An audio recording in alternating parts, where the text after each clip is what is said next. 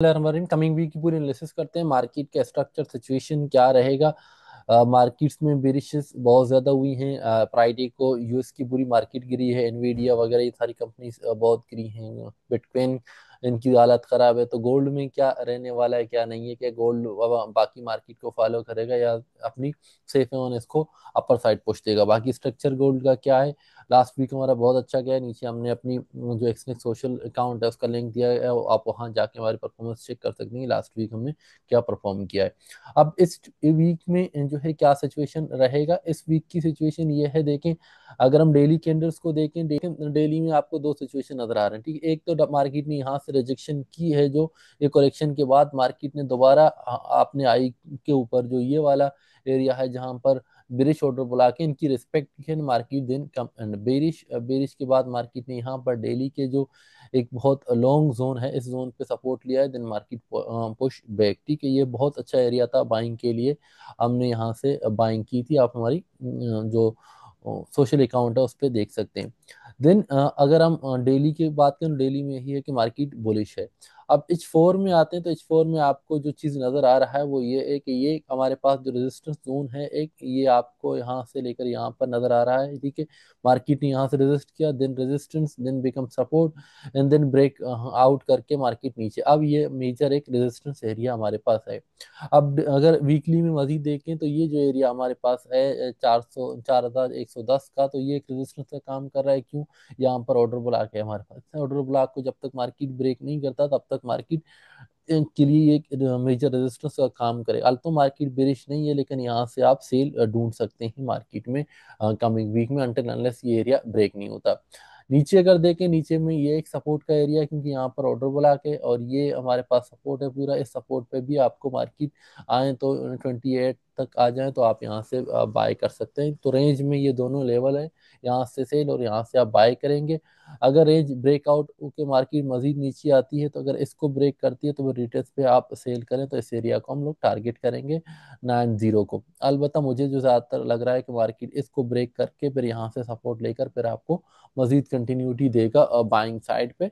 बाकी आपको मेरा जो नेक्स्ट वीक का बायसनेस है वो अल्टर ये एरिया ब्रेक नहीं होता, मैं बाय ही भी रहूंगा। मैंने लास्ट वीक भी जितने भी ट्रेड थे एसएल हुए या टीपी हुए सबके सब बाय साइड पे ही थे।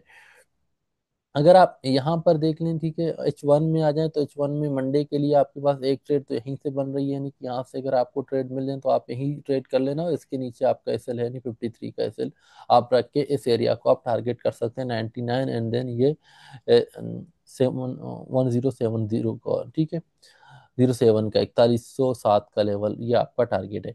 अगर मार्केट मजीद बेरिश आती है तो ये हमारे पास एक जोन है जहाँ पे 28 का जो H4 में भी था, तो आप यहाँ से बाय करके इस एरिया को टारगेट करते हैं। अगर मार्केट इसको ब्रेक करता है, इसकी ब्रेक करता है यहाँ से, ठीक है, तो फिर आप इसकी रिटेस्ट पे दोबारा इसको बाय कर सकते हैं। अलबत्ता ये एक मेजर रेजिस्टेंस जोन है, लेकिन अगर मार्केट के यहाँ के ब्रेकअप स्ट्रक्चर में देखना होगा, अगर वो स्ट्रॉन्ग होगा तो फिर मार्केट इसको जल्दी ब्रेक करेगा। अगर नहीं, वीक आरएसआई भी वीक होगा और आपका जो मोमेंटम है वीक होगा तो फिर ये रेजिस्टेंस को रोक सकता है। मार्केट में मोमेंटम को देखना बहुत जरूरी है कि जिस कैंडल ने जो ब्रेक किया है क्या उसमें जान होती है या नहीं।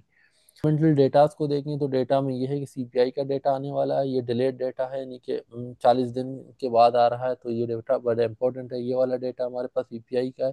देन अनएम्प्लॉयमेंट क्लेम का डेटा, तो ये डेटा में देखने होंगे।